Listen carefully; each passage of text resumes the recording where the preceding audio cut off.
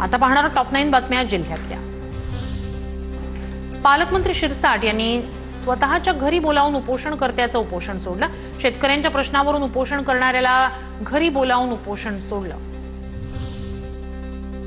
लातूरमध्ये अंबाजोगाई रस्त्यावर कार चालकाने एकाला फरफटत नेल्याची घटना। फरफटत नेत्याचा व्हिडिओ समोर, पोलिसांनी घटनेची दखल घेण्याची नागरिकांची मागणी। महाराष्ट्रातील तुरुंगांमध्ये कर्मचाऱ्यांची कमतरता या संदर्भात कोर्टाच्या आदेशाचं उल्लंघन। गृह विभागातील 2 वरिष्ठ अधिकाऱ्यांवर नागपूर खंडपीठाकडून नाराजी व्यक्त। प्रत्येकी 50,000 रुपये दंडही ठोठावला। नाशिकमधील लोंढे पिता पुत्राची अंबड पोलीस ठाण्यात रवानगी। बंगला बळकावल्याप्रकरणी लोंढे टोळीवर खंडणीचा स्वतंत्र गुन्हा दाखल। चौकशीसाठी मध्यवर्ती कारागृहातून लोंढेचा अंबड पोलिसांकडे ताबा। रत्नागिरीमध्ये पावसाळा लांबल्यानं भात कापणीच्या कामांना उशीर। सगळीकडे दिवाळीचा उत्साह असतानाही कोकणातील शेतकरी शेतीच्या कामात व्यस्त। भोकरदन तालुक्यात यंदा 65,000 हेक्टर क्षेत्रावर रब्बीची पेरणी होणार। खरीपात झालेलं नुकसान भरून काढण्याची शेतकऱ्यांची तयारी। यंदा सर्वत्र जोरदार पाऊस झाल्यानं जलसाठ्यात मोठी वाढ। रायगडच्या रोहामध्ये धान्य गोदामाजवळ उभ्या असलेल्या ट्रकला आग। आगीत कोणतीही जीवितहानी नाही। आगीचं कारण अद्याप अस्पष्ट, मात्र धान्याचं मोठ्या प्रमाणात नुकसान। जालना जिल्ह्यातील 28,000 हेक्टरवरील मोसंबीचं पीक धोक्यात। मोसंबी फळबाग उत्पादक शेतकरी संकटात। मागच्या काही दिवसांपासून सुरू असलेली फळगळ आणि कवडीमूल बाजारभावामुळे शेतकरी चिंतेत।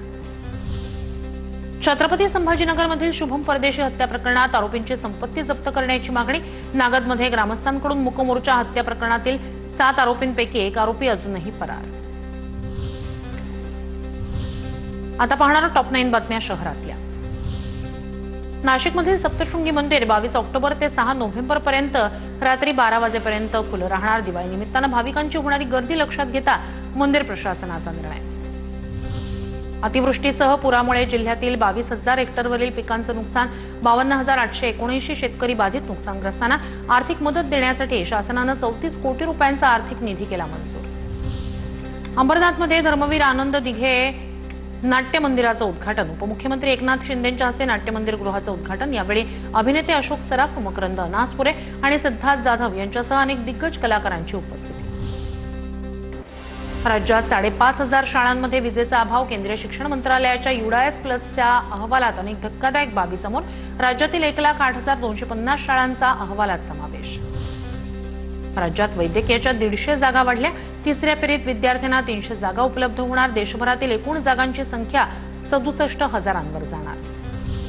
बीडच्या वडवणीत काही लोकांचं धर्मांतर करण्याचा प्रयत्न झाल्याचा आरोप, मात्र यावर शिवसेना पदाधिकाऱ्यांकडून आक्षेप।